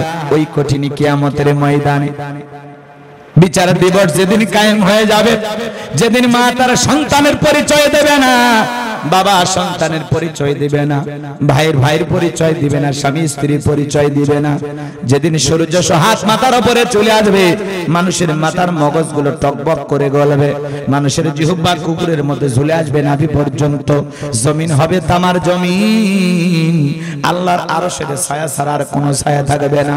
ওই কঠিন কিয়ামতের ময়দানের বিচার দিবসের একদিন হবে 50,000 বছরের সমান। ওই কঠিন কিয়ামতের ময়দানে নবীজির হাতে এক পেয়ালা হাউজে কাউসারের পানি পান করবে যারা, জান্নাতে ঢোকা পর্যন্ত তৃষ্ণা লাগবে না। চিৎকার মেরে বলুন আল্লাহু আকবার। নবীজির হাতে এক পেয়ালা হাউজে কাউসারের পানি পান করলে জান্নাতে ঢোকা পর্যন্ত তার আর তৃষ্ণা লাগবে না। আমার ভাইরা, ওই কঠিন কিয়ামতের ময়দানে রাসূলের হাতে এক পেয়ালা হাউজে কাউসারের পানি কারা কারা পান করতে চান? দুইটি হাত তুলে আমার আল্লাহকে একবার দেখান। আল্লাহ আমাদের সবাইকে রাসূলের হাতে এক পেয়ালা হাউজে কাউসারের পানি পান করার সৌভাগ্য দান করুন। একটু জোরে বলেন আমিন। আরো একবার বলেন আমিন। শেষবারের মতো বলেন আমিন। হাত নামান। হাউজে কাউসারের পেয়ালার পানি শুনেন শুনেন, হযরত আবু বকর সিদ্দিক রাদিয়াল্লাহু তাআলা ভরায়া দেবেন। সুবহানাল্লাহ বলবেন না? আবু বকর সিদ্দিক রাদিয়াল্লাহু তাআলা কত দামি সাহাবী, ইসলামের জন্য 13টা দোকান ছিল, সব বিক্রি করে দিয়েছে। সুবহানাল্লাহ বল। আর আমরা 13টা দোকান 26টা বানাই, কথা কয় না? মসজিদ মাদ্রাসার জন্য টাকা চাইলে মন খারাপ হয়ে যায়। কষ্ট পাচ্ছেন আপনারা মনে হয়? হযরত আবু বকর সিদ্দিক রাদিয়াল্লাহু তাআলা পেয়ালাগুলো ভরায়া দেবেন, মাঝখানে দাঁড়িয়ে থাকবেন হযরত ওমর, বিশ্ব নবীর হাতে পৌঁছায় দেবেন হযরত ওমর। নবীজি তার আদরের উম্মতদেরকে খুঁজে খুঁজে হাউজে কাউসারের পেয়ালার পানি পান করায় দেবেন। দলে দলে মানুষ হাউজে কাউসারের পানি পান করার জন্য রওনা করবেন। কিছু মানুষের সামনে আল্লাহ তাআলা পদ্মার আবরণ তৈরি করে দিবেন। নবীজি তখন দেখে বলবেন, আল্লাহ সংখ্যায় আমি অনেক মানুষকে দেখতে পাইলাম, কেন জানি এখন সংখ্যা কমে গেল, কারণটা কি? আমার আল্লাহ তখন ডেকে বলবে, বন্ধু আপনি তো পাইকারি দরে সবাইকে হাউজে কাউসারের পানি পান করাইতে পারবেন না। দুনিয়ার জমিনে দুইটা অপরাধ করেছিল যারা, হাউজে কাউসারের পানি আজকে পান করতে পারবে না তারা। কয়টা অপরাধ? আরো জোরে বলেন কয়টা অপরাধ? কি কি সেই দুইটা অপরাধ বলবো? কষ্ট হচ্ছে আপনাদের, সময় কম, ওইদিকে গেলে আলোচনা লম্বা হবে। যদি সুযোগ হয় বলতেছি, ভালো করে বুঝবেন আমার ভাইয়েরা। হাউজে কাউসারের পিয়ালার পানি নিয়ে বিশ্বনবী দাঁড়িয়ে থাকবেন। এই হাউজে কাউসারের পিয়ালার পানির সংখ্যা কত? আকাশের তারকারাজি গুণে যেমন শেষ করা যাবে না, হাউজে কাউসারের পানির পিয়ালার সংখ্যা গুণে শেষ করা যাবে না। রাসূলের হাতে এক পেয়ালা হাউজে কাউসারের পানি যদি কেউ পান করে, জান্নাতে ঢোকা পর্যন্ত তার আর তৃষ্ণা লাগবে না। নবীর হাতে হাউজে কাউসারের পিয়ালার পানি পান করবেন, রাসূলকে দেখাও হবে, তার হাতে হাউজে কাউসারের পানির পিয়ালাও পান করা হবে। এমন দৃশ্যের মুখোমুখি হতে গেলে আপনাকে যে একটু কষ্ট করা লাগবে, চাইলেই কি হাউজে কাউসারের পানি পাওয়া যায়? এতই কি সহজ? একটু যে কষ্ট করা লাগবে। আমি আপনাদের এলাকায় আসলাম, একটা ছেলের হাতে কিছু চকলেট দিলাম, দিয়ে বললাম বাবা আমার এক বন্ডা পানি এনে দাও, আমি একটু উজু করবো। চকলেট পাইয়া ছেলেটা মারছে দৌড়, মাছ পথে আচার খাইয়া পড়ে গেছে, হাঁটুটা ছিলে গেছে, রক্ত বের হয়েছে, কিন্তু চকলেট থাকার কারণে আবার উঠে দাঁড়াইছে। এইবার যায় বদনা ভরে আমার সামনে হাজির। আমি তখন বললাম বাবা এই পানি ডান দিকে তোমার কষ্ট হয়েছে, মাঝপথে আচার খাইয়ে পড়ে গেছো, ব্যথাও পাইছো, হাঁটু মনায় ছিলে গেছে, রক্ত মনায় বের হয়েছে। ওই চকলেট থাকার আনন্দ আর খুশির কারণে ছেলেটা জবাব দিয়ে বলতেছে আমি এরকম কত পড়ে যায়, আমার কিছুই হয় না। কথা কয় না কেন? কঠিন কিয়ামতের ময়দানে নবীজির হাতে এক পেয়ালা হাউজে কাউসারের পানি পান করলে আল্লাহর আরশের নিচে ভিআইপি গ্যালারি, শাস্ত্রীয় মানুষ ছায়া পাবে। আল্লাহর আরশের নিচে ছায়া যদি ভাগ্যে জুড়ে যায়, আর নবীজির হাতে এক পেয়ালা হাউজে কাউসারের পানি যদি ভাগ্যে জুড়ে যায়, কিয়ামতের কঠিন দিন তার কাছে কঠিন মনে হবে না, আমার আল্লাহ সহজ করে দেবে। একটু জোরে বলেন সুবহানাল্লাহ। এখন হাউজে কাউসারের পেয়ালা পর্যন্ত পৌঁছাইতে গেলে আপনাকে যে একটু কষ্ট করা লাগবে। ঠান্ডা পানি দিয়ে ওযু বানায় নামাজে দাঁড়াইতে হবে। আপনি যখন হঠাৎ করে একটু নামাজ পড়তে মসজিদে গেছেন, আগে যারা নামাজ পড়তো ওরা দেখে টিটকারি মারবে, সূর্য কোন দিকে উঠেছে, উত্তরে 12 দিকে মসজিদে, দেখি তো তোর নামাজ কয়দিন থাকে। এরকম টিটকারি মারে না? যারা এরকম টিটকারি মারে, ভালো করে বলতেছে ভালো হয়ে যান। একজনকে তো দাওয়াত দিয়ে মসজিদে আনতে পারেন না, নতুন কেউ হঠাৎ করে নামাজ পড়া শুরু করেছে, তার দিকে কেন সমালোচনা, তার নিয়ে ঠাট্টা বিদ্রোহ, তার দিকে আরো খুশি হয়ে দোয়া করেন বাদশা ভাই তুমি মসজিদে আইছো, দিলটা ভরে গেছে, আল্লাহর কাছে দোয়া করি মৃত্যু পর্যন্ত আল্লাহ যেন মসজিদে এসে তোমাকে সিজদা দেওয়ার তৌফিক দান করে। আপনি দোয়া করেন, ঠাট্টা বিদ্রোহ করেন না। কথা বলেন না কেন? যুবক বয়সে দাঁড়িয়ে রাখছে, এর নিয়ে সমালোচনা। বৌরে নিয়ে একটু ঘুরতে গেছে, মানুষ ডেকে বলে ভাবি আসসালামু আলাইকুম, সাথে চাচার খবর। বউ এসে বাড়িতে বলে তোমার সাথে বাহিরে যাওয়া যায় না, আমারে ডাকে চাচা, তোমারে ডাকে চাচা, আমারে ডাকে ভাবি, তোমার সাথে বাহিরে যাওয়া যাবে না। যে বউ রাসূলের সুন্নাত দাড়ি পছন্দ করে না, কথা বলে না কেন? এই বউ আপনাকে 100% ভালোবাসা দিতে পারে? কথা বলেন না কেন ভাই? পারে? পারে না। কষ্ট হচ্ছে বুঝি আপনাদের, দিলটা খারাপ করছেন, মনটা খারাপ করছেন বুঝি, কষ্ট মনের মধ্যে নেবেন না বাজান গো আমার। আজকে দাড়ি রাখলে মানুষ মনে করে বয়স হয়ে গেছে। আমি একবার আমার বউকে নিয়ে মার্কেটে চলে গেছি, দোকানদার বলতেছে হুজুর আপনার মেয়েকে বলেন কোনটা চয়েস করে। আমি বলে কি কর, এটা আমার বউ। তখন ভুলে গেছে আছে না নাই? এ বাজানো আমার হাউজে কাউসারের পিয়ালার পানি পান করতে গেলে আপনাকে কাজ করতে হবে দুইটি। জোরে বলেন কয়টি? দুই আঙ্গুল তুলে দেখেন, বলেন কাজ করতে হবে কয়টি? একটু জোরে বলেন কয়টি? আল্লাহ পাক সেটা 2 নাম্বার আয়াতে বলেন, একটু জবান ছেড়ে সবাই বলুন ফাসাল্লি রাব্বিকা ওয়ানহার, ফাসাল্লি রাব্বিকা ওয়ানহার। 1 নাম্বার ফাসাল্লি রাব্বিকা, রবের উদ্দেশ্যে সালাত, নামাজ হবে একমাত্র কার জন্য? উলিন্না সালাতি ওয়া নুসুকি ওয়া মাহইয়ায়া ওয়া মামাতি লিল্লাহি রাব্বিল আলামিন। নবীজি আপনি বলেন আমার নামাজ, আমার কুরবানি, আমার জীবন, আমার মরণ লিল্লাহি রাব্বিল আলামিন, আসমান জমিনের প্রতিপালকের জন্য। তাহলে মুমিন জীবনের সালাত হবে একমাত্র কার জন্য? ফাসল্লি রব্বিকা, রবের উদ্দেশ্যে সালাত। সালাত আদায় করা লাগবে একমাত্র আল্লাহ তাআলাকে রাজি খুশি করার জন্য। কথা বলে ঠিক কি না? নামাজ যদি নামাজের মতো আদায় করেন, আমার আল্লাহ ডেকে বলেন ফালিয়াবুদু রাব্ব হাযাল বাইত আল্লাযী আত'আমাহুম মিন জু' ওয়া আমানাহুম মিন খাউফ। আমার আল্লাহ ডেকে বলেন এই ঘরের মালিকের ইবাদত করো।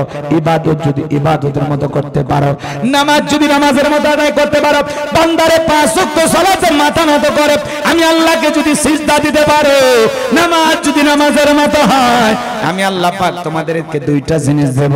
এক নাম্বার, বান্দারে রিজিকের টেনশন করা লাগবে না, আমি আল্লাহ রিজিকের ব্যবস্থা করে দেব।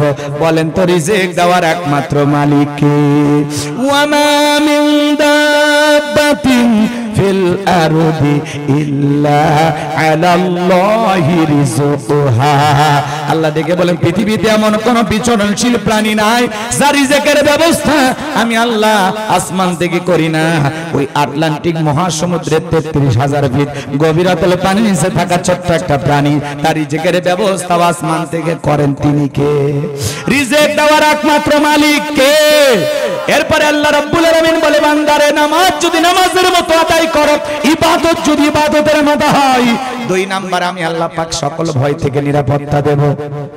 আপনি বিকাশের দোকানদার, পাংশা বাজারে আপনার দোকান আছে, 2 লাখ টাকা নিয়ে রাতের বেলায় আপনি গ্রামে আসবেন, মনে মনে ভাবতেছেন আল্লাহ টাকা নিয়ে বাড়ি পর্যন্ত যাইতে পারবো। ডিপজল হয়েছে সাধারণ সম্পাদক, এদের আজকে দোয়া মিলাদ মাহফিল শপথ গ্রহণ করার অনুষ্ঠানে সাংবাদিক ভাইয়েরা যখন গিয়েছে, আসলে যারা সিনেমার ভিলেন এরা আবার সাংবাদিকদের ধৈর্য ধোলাই দিছে, আচ্ছা তারা পিটাইছে। সংবাদ কর্মী যারা সংবাদ সংগ্রহ, বলবো ভাই মিডিয়ার লোক এই অশ্লীল কথা প্রচার করে লাভ নাই। আজকে দেখো চলচ্চিত্রের এফডিসির নির্বাচন প্রচার করতে গিয়া তাদের শপথ অনুষ্ঠানে গিয়া তোমাদেরকে পিটাইবো। সাংবাদিক ভাইদেরকে অনুরোধ করব, মিশা ডিপজলের সংবাদ প্রচার করে সমাজের মানুষের কল্যাণ হবে না। যদি সংবাদ প্রচার করতে চাও, দেশের যারা দুর্নীতি করতেছে তাদের কথা তুলে ধরো, যারা নির্যাতন করতেছে তাদের কথা তুলে ধরো, দেশের টাকা বিদেশে যারা পাচার করতেছে তাদের কথা তুলে ধরো। আমাদের ফরিদপুরে মুসলমান ভাইদেরকে কেন মারা হলো সেই সংবাদ তোমরা প্রচার করো। সত্যের সন্ধানে সংবাদ প্রচার করো, এদেশের সঠিক কথা জাতির মানুষকে জানাও। কথা বলেন ঠিক কি না? না হইলে দেখো সিনেমার ভিলেনেরা যারা সিনেমাতে মারামারি করত, আজকে বাস্তবে তোমাদেরকে পিটাইলো, এবং এজন্য এদের কাছে যায় এদের সংবাদ প্রচার করে তোমাদের 4 পয়সার কোনো লাভ নাই। কথা বলো ঠিক কি না? চলচ্চিত্রের একটা নির্বাচন, সেখানে গিয়েছে সাংবাদিকেরা শপথ অনুষ্ঠানের ভিডিও একেবারে মিডিয়াতে ফলাও করে প্রচার করবে, মনে হয় এরা বাংলাদেশের পার্লামেন্টে যে নির্বাচন হয় তার চাইতে বেশি এই সংবাদগুলো প্রচার করে। একথা বলেন না কেন?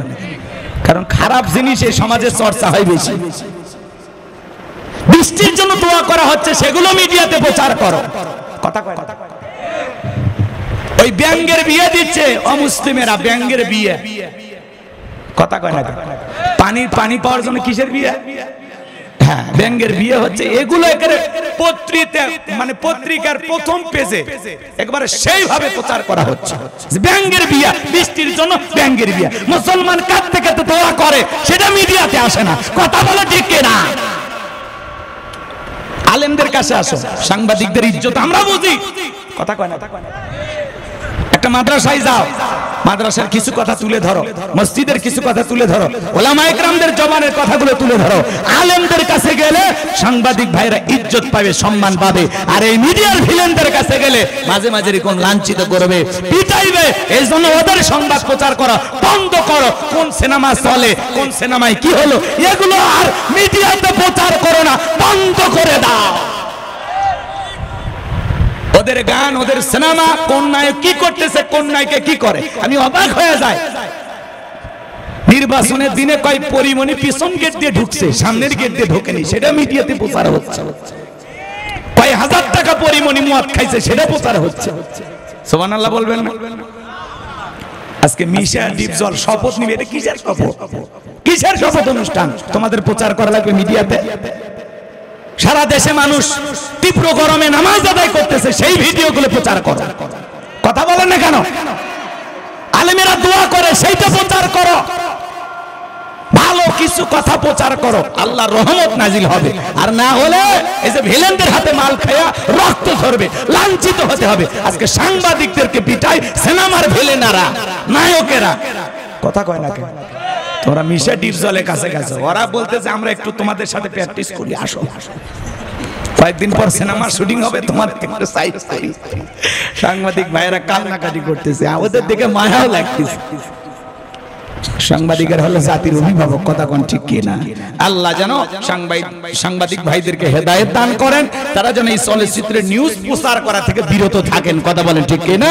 আসুন সত্য সংবাদ প্রচার করুন, দ্বীনের কথা বলুন, ইসলামের কথা বলুন। এমনি ইসলামিক চ্যানেলগুলো বন্ধ, আপনাদের মাধ্যমে একটু কোরআন তেলাওয়াত, 2-4টা হাদিস এভাবে প্রচার প্রসার করেন। কথা বলেন ঠিক কি না? আল্লাহ মিডিয়ার ভাইদেরকে ইসলাম প্রচারের সাথে কবুল করুন। জোরে বলেন আমিন। দ্বীন প্রচারের জন্য কাজ করা তৌফিক দান করুন। একটু জোরে বলেন আমিন।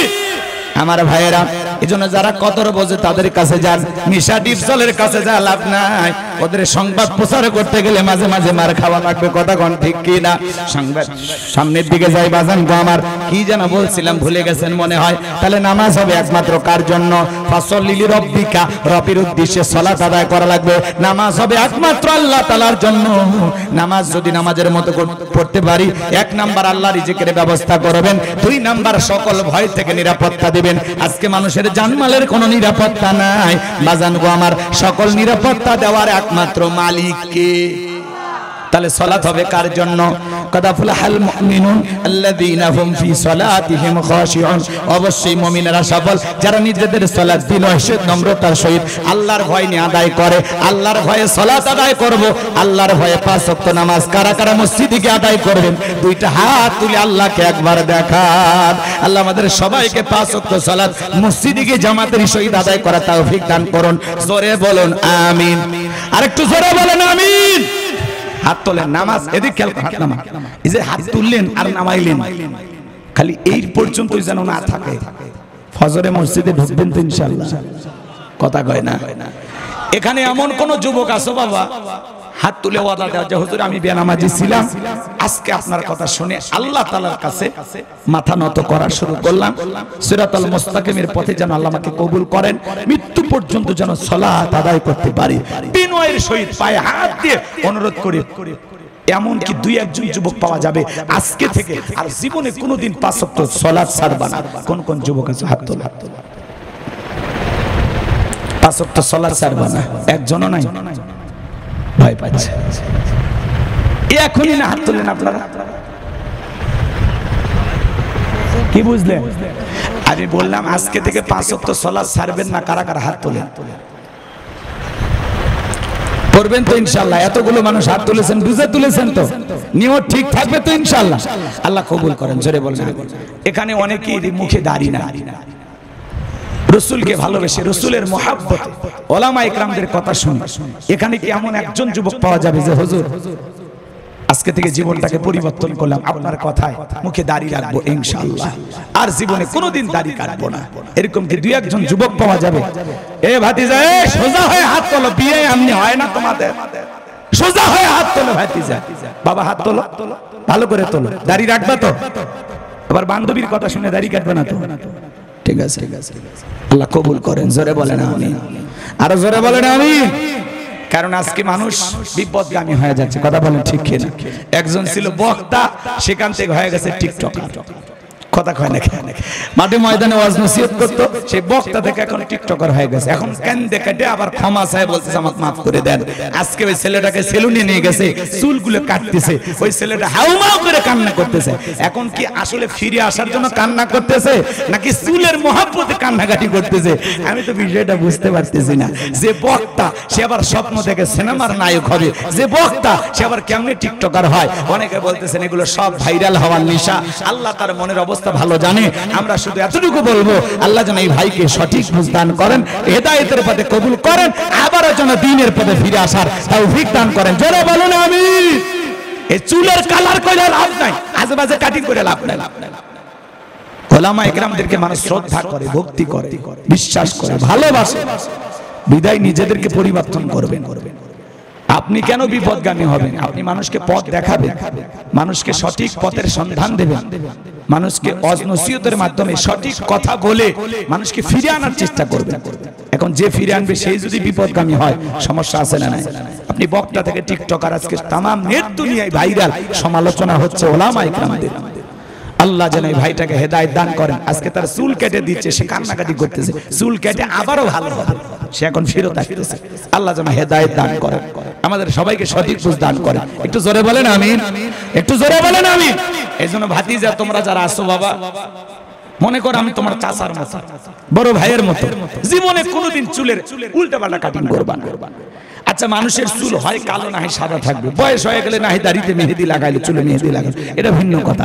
কিন্তু যুবক মানুষ যদি দেখা যাচ্ছে টাকা খরচ করে ভেড়ার মতো চুলের কালার করে, এটা হইল ভাই?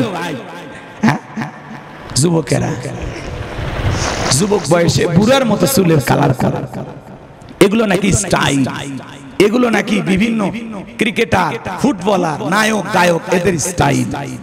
আল্লাহ যেন এমন স্টাইল থেকে যুব সমাজকে হেদায়েত দান করেন। একটু জোরে বলেন আমিন, আরো জোরে বলেন আমিন।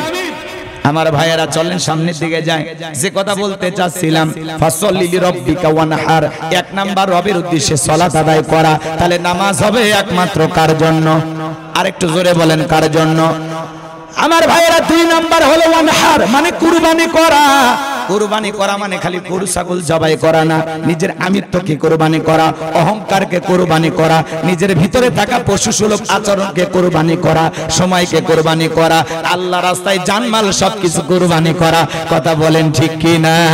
আমরা কুরবানি গরু ছাগল অনেকে কিনে নিয়ে আসি, 7 জন ভাগে গরু কিনে নিয়ে আসে, এমন দুর্বল গরু বাজান গো আমার, 4 জন দড়ি ধরে টানে, পেছন থেকে 3 জন ঠালে, যেই গরুর উপরে বয়স্ক ভাতা ওয়াজিব, এমন একটা দুর্বল গাভী জবাই করে, কুরবানির স্থান পর্যন্ত হেঁটে যাবার শক্তি নাই।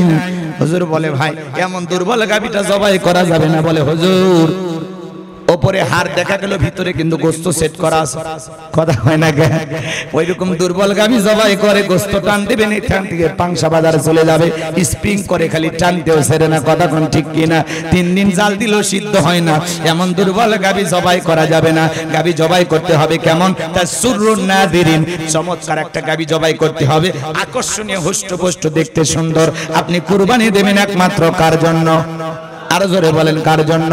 অনেকে আবার কুরবানির পশু কিনে নিয়ে এসে বড়াই করে, 5 লাখ টাকা দিয়ে কিনে নিয়ে এসে রাস্তায় বেঁধে রাখে।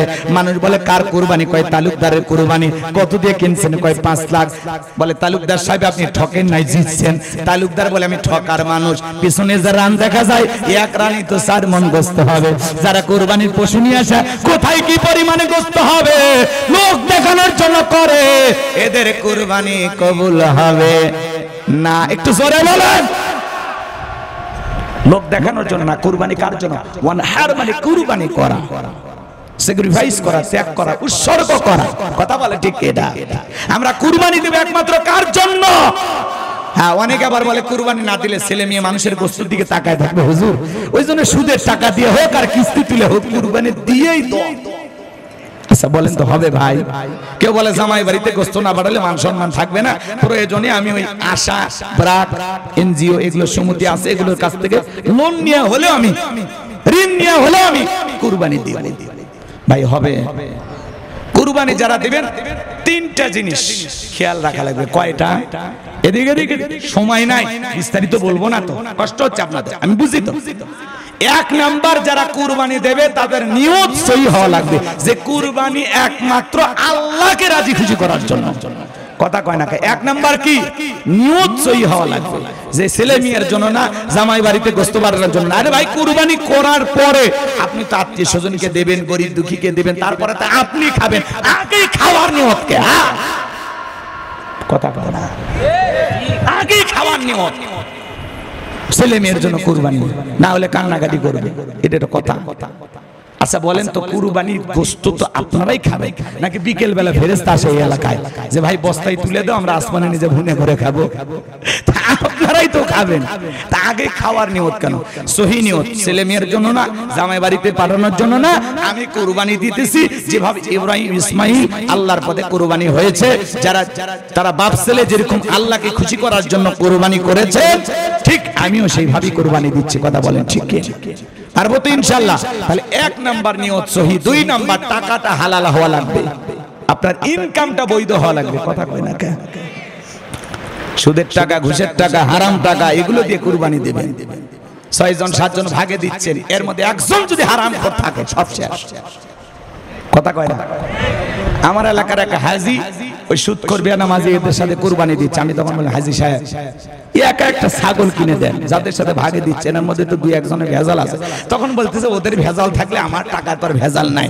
আরে একাই খাসি দেব কেন হুজুর? বাড়িতে কেউ খাসির গোশত খায় না, খাসি খায় না, এজন্য গরুর গোশত পাওয়ার আশায় বেনামাজি সুদখোর হারামখোর এদের সাথে ভাগে জোট বেঁধে কুরবানি দেয়। একজনেরও কুরবানি হবে না। কথা বলে ঠিক কিনা? ভালো করে বুঝবেন, টাকা হালাল হওয়া লাগবে, ইনকাম বৈধ হওয়া লাগবে। 3 নাম্বার ফাসাল্লি লিরাব্বিকা ওয়ানহার, আগে নামাজ পড়ো তারপরে কুরবানি করো। 3 নাম্বার নামাজি হয়ে তারপরে কুরবানি দাও। কথা বলে ঠিক কিনা? আগে নামাজ পড়ো তারপরে কুরবানি করো। কথা কয় না ভাই? আপনি ঈদের মাঠে নামাজ নাই, ফজরের নামাজ নাই, সকাল 9টায় উঠে ব্রাশ ট্রাশ কইরে পাঞ্জাবি লাগাইয়া গরুর দড়ি ধরে বসে আছেন, আর হুজুর যখন জবাই করতে আসছে, হুজুর এত দেরি কেন হলো? কথা কয় না? তোমার কুরবানি হবে দিলে ভাই, দেব নেও না। কথা কয় না? আবার অনেকে টাকা আছে, কুরবানি না দিলে কালে মানুষ কৃপণ বলবে, কিপটা বলবে, ওই ভয়ে এলাকার মানুষের মুখ রক্ষা করার জন্য, নিজের সম্মান রক্ষা করার জন্য দেয়, আল্লাহর জন্য দেয় না। কথা বলেন না কেন? আবার কেউ যদি 2-1 লাখ টাকার গ্রামের সেরা কুরবানি দেয়, বিকেল বেলা সাইজ স্টলে বলেন মাসাঙ্গে বসেন, ওর গল্প মানে সেই গল্প, এই গ্রামের সব চাইতে বড় গরু আমি দিচ্ছি, এত বড় কলজা কার কেউ পারে, প্রত্যেক বছর এই গ্রামের সেরা কুরবানি আমি। তাহলে বলেন তো এর ভিতরে আমি তো আসছে কিনা, অহংকার ঢুকছে কিনা? হবে না। আর উদ্দেশ্য হলো গ্রামের সেরা দিয়া গ্রামের লোকের বাহবা পাওয়া, ও দুনিয়াতেই পাবে, আখিরাতে কাজে লাগবে না। আল্লাহ যেন আমাদের সবাইকে আল্লাহ তাআলাকে রাজি খুশি করার জন্য কুরবানি দেওয়ার তৌফিক দান করেন। জোরে বলুন আমিন। ওয়ালাকি ইয়ানালুহু তাকওয়া মিনকুম। আল্লাহ বলে, বান্দা কয় লাখ টাকা দিয়ে গরু দিলি, কয় টাকা দিয়ে ছাগল দিলি, আমি ওইটা দেখি না, আমি দেখি তোর অন্তরে তাকওয়া, তোর অন্তরে যেইটা আছে আমি আল্লাহ সেইটা গ্রহণ করব। কথা বলে ঠিক কি না? এজন্য আসুন আমরা কুরবানি করব একমাত্র আল্লাহ তাআলাকে রাজি খুশি করার জন্য। আল্লাহ কবুল করেন। জোরে বলেন আমিন। আরেকটু জোরে বলেন আমিন। ঠিক আছে, মাশাআল্লাহ। আচ্ছা, শেষ আয়াতটা 1 মিনিট শুনে, শেষ আয়াত, ইন্না শানিয়া কাহুয়াল আবতার। আপনাকে লাসকাদানির বংশ বলে, আপনি মন খারাপ করবেন না, কষ্ট মনের মধ্যে নেবেন না। আপনার ছেলে সন্তানগুলোকে নিয়েছে, আপনি কষ্ট নেবেন না নবী গো। আপনার কোটি কোটি রুহানি সন্তানকে আমি আল্লাহ জমিনে পাঠাবো, বলেন আল্লাহু আকবার। ও নবী, আপনার ছেলেগুলোকে নিয়েছি, আপনি কষ্ট নেবেন না। যে আবুল হাবুদ বা সাইবা আপনাকে লাসকাদানির বংশ বলে, নবী গো ওদের বংশে পাতি জ্বালানোর কেউ থাকবে না, ওদেরকে আমি আল্লাহ নির্বংশ করে ছাড়বো, ওদের নাম নেওয়ার মানুষ দুনিয়ার জমিনে থাকবে না। আপনার ছেলেগুলোকে শিশুকালে নিয়ে আসি, ও নবী আপনি মন খারাপ করবেন না, আপনার কোটি কোটি রুহানি সন্তানকে আমি আল্লাহ জমিনে পাঠাবো, যারা আপনার জন্য জীবন দিতেও রাজি, বলেন আল্লাহু আকবার। তামাম পৃথিবীতে 700 কোটি মানুষ, এর মধ্যে 200 কোটি হলো মুসলমান। আমরা সবাই রাসূলের রুহানি সন্তান। আল্লাহু আকবার বলেন। আমরা সবাই রাসূলের কি সন্তান? রুহানি সন্তান। ফ্রান্সের লোকেরা যখন কার্টুন প্রদর্শন করলো, তামাম পৃথিবীর মুসলমানরা ঐক্যবদ্ধ হলো। ওরা কি করলো? দেয়ালে কার্টুন লাগাইছে, নাকটা বেঁকা করে দাড়ি একটা লাগাইয়া, কয়েকটা দাড়ি লাগাইয়া বলি, ইনি মুহাম্মদ, জোরে কোন নাউজুবিল্লাহ। আমার নবী কি দেখতে কার্টুনের মতো? পৃথিবীর সবচাইতে সুন্দর মানুষটির নাম মুহাম্মদ রাসূলুল্লাহ সাল্লাল্লাহু আলাইহি সাল্লাম। আর মুহাম্মদ মানে প্রশংসিত। আজেবাজে যতই গালি দেন, কোলার আপলাই, কথা কোন ঠিক কিনা? নবী নাকি নবীজিকে নিয়ে উল্টাপাল্টা কথা বলো। নবীজির চরিত্রের সার্টিফিকেট দিয়েছেন কে? নবী হলেন পূত পবিত্র মহান চরিত্রের অধিকারী। আযীম আরবিতে এমন একটি শব্দ যার গভীরতা মাপা যায় না। আপনার আমার নবী হলেন পৃথিবীর সবচাইতে সেরা মানুষ, সুন্দর মানুষ।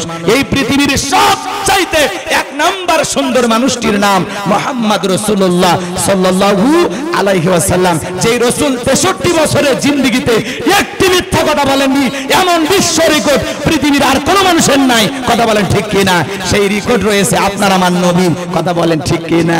আমার ভাইয়েরা, এই জন্য নবীকে নিয়ে যদি কেউ গালিগালাজ করে, নবীজির অপমানে যদি না কাঁদে, তোমার মন মুসলিম নয়, তুমি মুনাফিক, নবীজির দুশমন। কথা বলেন ঠিক কিনা? নবীকে মক্কা নগরীতে অকাট্য ভাষায় গালিগালাজ করেছিল, এর নাম ওলীদ বিন মুগীরা। আজে বাজে ভাষায় নবীকে গালি দিতেছে। আল্লাহ পাক তখন আয়াতে কারিমা নাজিল করে বলেন, উতুল্লিম বাদা যালিকা জানিম। নবী গো, এই ওলীদ বিন মুগীরা আপনাকে গালি দেয়, এ হলো পিতৃ পরিচয়হীন জারো সন্তান, এর জন্মে ঠিক নাই, একটা বাস্টার্ড।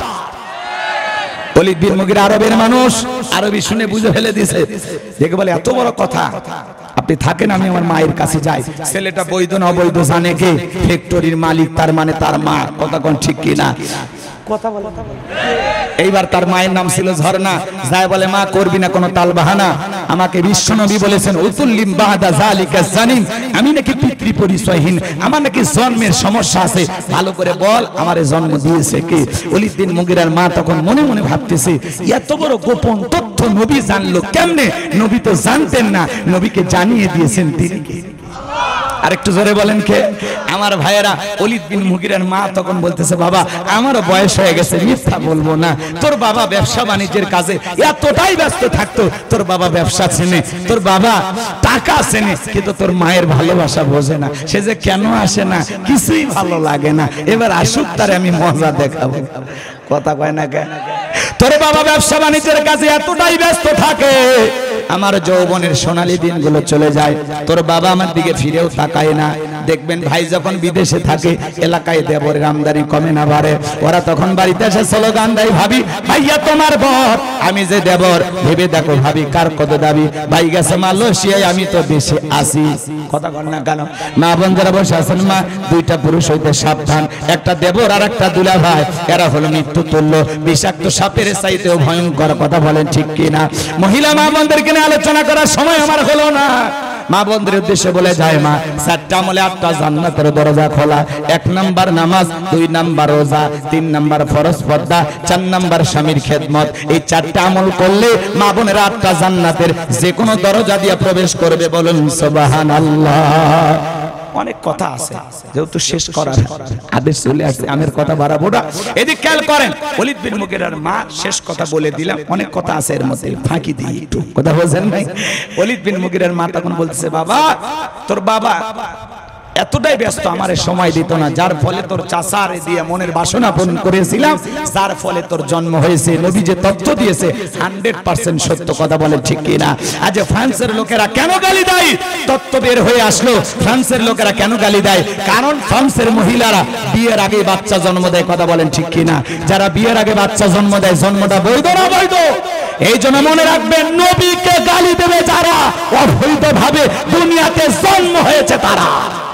বিশ্ব নবীকে নিয়ে যদি কেউ বাজে মন্তব্য করে, অকাট্য ভাষায় গালিগালাজ করে, ওই নাস্তিক বেঈমানকে ধইরা আর জিহ্বা টান দিয়ে ছিঁড়ে কুকুরকে খাওয়ায় দেব। কথা বলেন ঠিক কিনা? তুমি আমার বাপকে গালি দাও সহ্য করব, মাকে গালি দাও সহ্য করব, আমার দলকে গালি দাও সহ্য করব, কিন্তু বিশ্ব নবী হলেন আমাদের কলিজার টুকরা নবী। নবীকে নিয়ে যদি কেউ কুরুচিপূর্ণ মন্তব্য করে, ওর দাঁত ভাঙা জবাব দেওয়ার জন্য কারা কারা প্রস্তুত? হাত তুলে দেখা। লিল্লাহি তাকবীর। হ্যাঁ, নবীজির জন্য আমরা জীবন দিতে রাজি আছি তো ইনশাআল্লাহ। আমরা রাসূলের 100% খাঁটি উম্মত হতে চাই। আল্লাহ রাজবাড়ির মুসলমানদের কবুল করুন। ওয়া আখিরি দাওয়ানা আনিল হামদুলিল্লাহি রাব্বিল আলামিন। দেন ওনাকে, আমাদের একজন অতিথি এসেছেন, তিনি একটু কথা বলবেন, এরপরে আমরা দোয়া করব ইনশাআল্লাহ।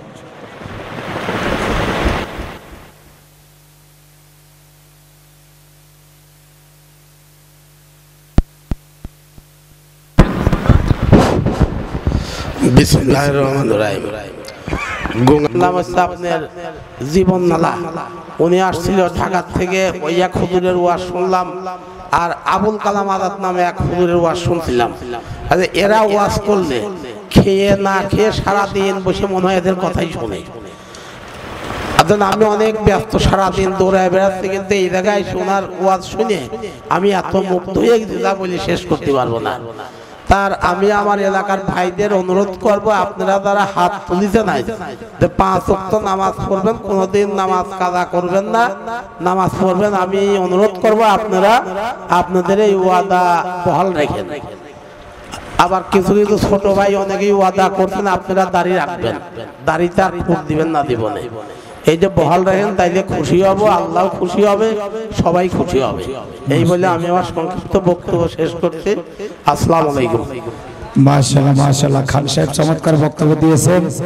ওনার প্রতীক চশমা, যেহেতু এই মাদ্রাসার জন্য 50,000 টাকা দিচ্ছে, এটা বিশাল একটা দান। অনেক জায়গায় আমি ভাইস চেয়ারম্যান পদপ্রার্থী দোয়া করে আসলাম, গত কয়েকদিন আগে এক মাহফিলে 2000 1000 দিচ্ছে। ভাই আমার 50,000 টাকা দান করেছে, এবং ওনার যে বেতনটা পাবে এটা প্রত্যেক মাসে যে কোনো মসজিদ মাদ্রাসায় এভাবে দান করে দেবেন। তো ওনার নিয়ত কিন্তু সহি আছে। এমন একটা যোগ্য সৎ মানুষ আপনাদের সমাজের নেতৃত্ব দেবে, এটা আমি আশা রাখি। আপনাদের ভালো মনে হলে অবশ্যই যে সবকিছু বিলিয়ে দিতে চাচ্ছে এমন মানুষই তো দরকার। কথা বলে না কেন? যে আগে বলতেছে আমি পাস করলে বেতনই খাবো, ওটা আপনার আমার যে কর্ম আছে ওখান থেকে আল্লাহ রিজেক্ট দেবে, আমি যা পাবো এটা আপনাদেরকে দেবো। তাহলে খুশি না বেজা? এই জন্য ওনার ভাইও যেহেতু নেতা চেয়ারম্যান, তাদের রক্তে একটা রাজনীতি আছে। যারা রাজনীতি বোঝে এদেরকে সমাজের নেতা বানানো দরকার। কথা বোঝেন? আমি আবার বেশি বললে আবার অনেকে বেজার হবে, ওটা বলার দরকার নাই। আমার ভাই যে কথা বলেছে যদি যোগ্য মনে হয়, সৎ মনে হয়, ওনার কথাগুলো যদি ভালো লাগে, তাহলে অবশ্যই ওনাকে সম্মানের আসনে বসার চেষ্টা করবেন। কত ইজ্জু মান তাশা ওয়া তুযিল্লু মান তাশা, সম্মান দেওয়ার মালিক কে? আরো জোরে বলেন কে?